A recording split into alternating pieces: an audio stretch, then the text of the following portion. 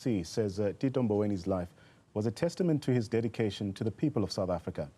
The former Reserve Bank governor and finance minister died at the age of 65 last night after a short illness.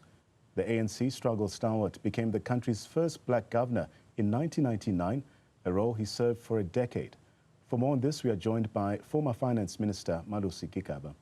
Mr. Gigaba, good to have you on the program this afternoon, despite the circumstances, of course. Let's start with some personal reflections, if you will.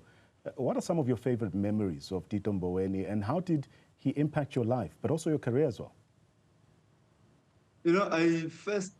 Although I had known of Tito for many years, particularly since the return of the ANC from exile, but I first met him and worked closely with him in 1996 in the ANC's National Working Committee, and subsequently in 1997 when we were deployed with Sis Togo Didiza and others to assist with the transition in the Free State province after Legota and his PEC were asked to resign, as well as the Provincial Executive Council. We were a young team that visited the Free State province regularly, very regularly in actual fact. On one occasion, Mboweni saved my life when around Kronstadt, my car's fuel tank crashed and it started leaking. And fortunately, he was driving behind me. So they signaled for me to stop. They helped me tow my car away. And then he gave me a lift back to the Free State, back to Johannesburg. I would continue working with him on this assignment, including when we were tasked by the officials of the ANC at the time to identify the successor to Legota. And we came back to them with somebody whom we thought was suitable, and they agreed with us. So I became close with him, including when he suggested a number of books that he suggested I should read on economics, and gave me advice during my various posts in government. And subsequently, recently he invited me to visit his farm with my family, so we could enjoy his cooking and spend time talking to him. So I know him as a consummate and very robust intellectual. And a lot of people, often confuse his robustness with arrogance, but he was a fearless intellectual who argued his point very robustly and without any fear or favor. And also that robustness often masked his affability as a human being. And that's why so many people loved him, regardless of how he portrayed himself during debates. So beyond his newfound interests in cooking or in the kitchen, Mr. Gigaba, more seriously, Mboweni made significant contributions as the governor of the South African Reserve Bank, but also as finance minister. How did his economic philosophy shape, in your view, our financial policies during his time in office? Even before then, we must remember that Mboweni was Democratic South Africa's first labor minister, who helped shape South Africa's new labor market, who formulated policies such as the Employment Equity Act, the Basic Conditions of Employment Act, and navigated a number of strikes when the new labor market was being installed. So from the first moment of the democratic South Africa, he's been at the center of South Africa's economic policy. He also played an important role in the South African Reserve Bank, who ensured that the South African Reserve Bank plays the role it's supposed to play. There may have been many debates and disagreements about many of their monetary policy. Yeah. But one thing we cannot fault him on was his commitment to the country, his devotion to public service, which is why he was able and willing to serve at various levels of government, including when he was asked to come back as finance minister. He was willing to play that role until 2021 when he resigned.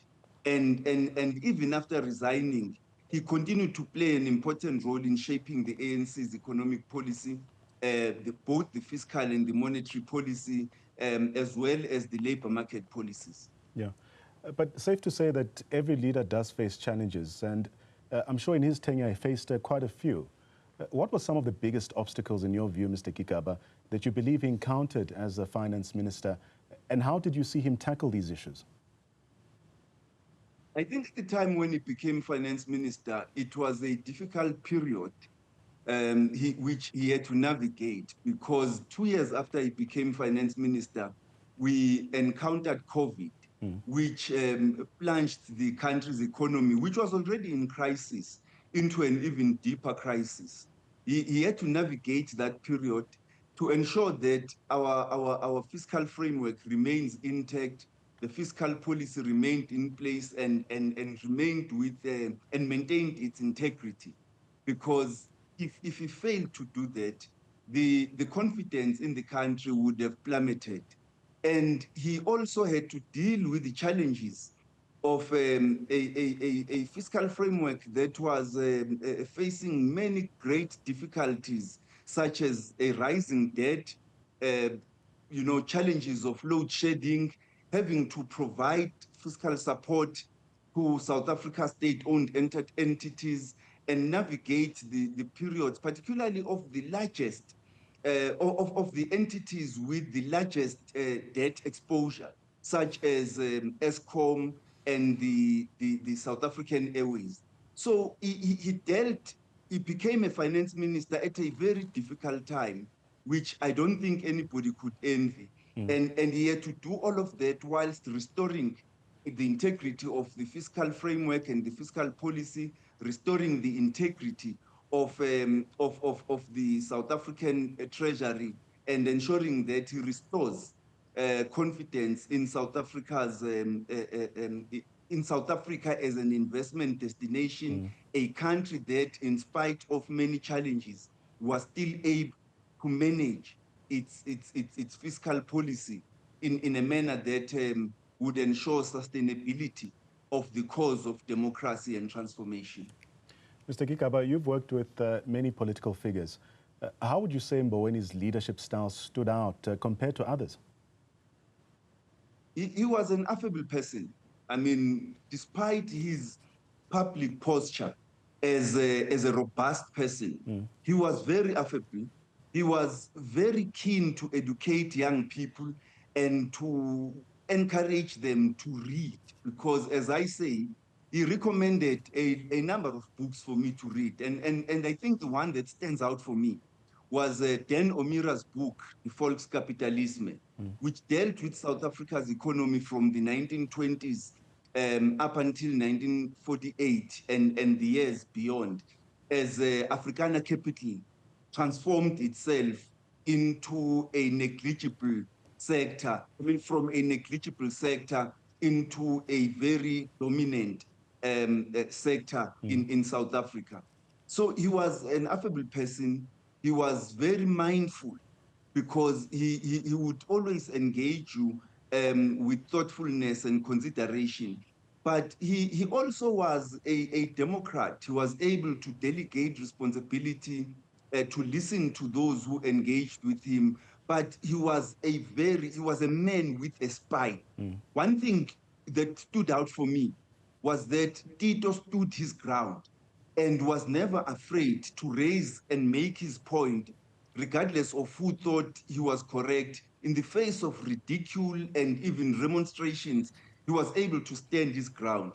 But because he was so robust and yet so affable, he was able, whilst he could advocate for controversial policies, to still maintain to be liked by ordinary people beyond the political and social spectrum, such that they felt that he was a good person with honesty, integrity. He meant what he said or did, and he did not say or do anything out of malice. It was out of his deep convictions and love for the country and our people. To piggyback on that, Mr. Gigaba, Mboweni was also known for staying very calm, especially during a crisis. Can you share a specific instance where his leadership really made a difference? I think it was during the COVID period. And he would calculate his words. He would ensure that what he says was understood in the manner in which he said it, so that he does not appear to be saying something he did not mean. in the environment, particularly of managing the country's fiscus, you need to count your words and always to be viewed as honest and thoughtful. He also came out very strong during the first phase of the democratic South Africa. That period of doing away, of disposing of apartheid's labor market was a very difficult period, because on the one hand, the business sector, particularly the white business sector, were making an argument for a flexible labor market, whilst the ANC, the tripartite alliance, particularly with the pressure from the unions, wanted a labor market that accommodated particularly Black workers, that began to deal with the problems of racism and sexism, that affirmed the rights of the workers in the labor market. He dealt with that environment in a manner that was very admirable. I guess that's why when the successor to Dr. Chris Stolz was considered, he was the natural choice, because he had the wherewithal, he had the attitude, the mindfulness to be able to embark on that transition and become the first Black governor for the democratic South Africa, a position which I believe he occupied with aplomb. And so what you see here is a leader who applied himself very seriously and carefully to every task to which he was assigned, and understood that his role would be judged not only by the leadership and the people at the time, but even by the people throughout the ages. And what we now are commemorating, the person whose life we are celebrating, whose death we are grieving, is somebody who played a very crucial time, even in formulating South Africa's post-apartheid macroeconomic policy framework, particularly monetary policy. And it's someone that will, for many, many years to come, be a reference point for how our country manages its fiscal and monetary policy, and is able to harmonize them and align them as we go forward into the future, to deal with issues of unemployment, to deal with issues of economic growth and development, so that we can find ways to grow the South African economy on a sustainable basis. And as we wrap up, Mr. Gigaba, looking ahead as well, what do you think Mboweni envisioned for South Africa's economic future? And how can we honor that vision as we move forward? He wanted an economic future. He wanted South Africa's economy to be modernized. He wanted South Africa's economy to be modernized in terms of the structures of production, how we change the structures of production away from a colonial apartheid economic system towards a democratic economic system. He wanted the patterns of ownership and the relations of production to change, and to ensure that we create significant opportunities for the Black majority in South Africa's economy without dropping the ball and compromising the foundations that already existed for our economy. He wanted Black labor to play a significant role, and for opportunities to be created even for Black women in the labor market, so that they also move away from the historical role in the kitchen towards a role as producers and significant players in productive activity. So he was someone who also believed in the debates we held recently in the alignment of fiscal and monetary policy, but in a manner that would also ensure that the integrity of our macroeconomic policy framework remains intact.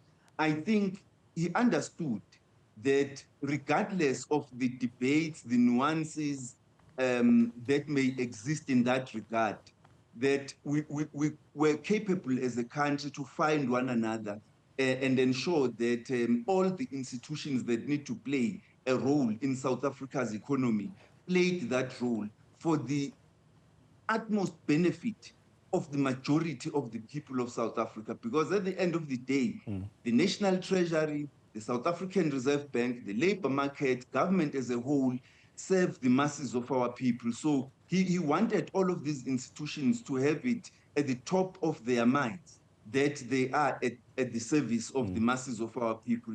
And that's what he hoped we would achieve going forward. And I think that that's the legacy we should have, because he has played a role at various aspects in terms of the labor market, monetary policy, fiscal policy, and even in the private sector. So he's someone who has straddled all of these environments and developed capability, understanding of the capabilities of these different entities. What we now need to do is to find a way to harmonize all of these different sectors so that they serve the masses of our people.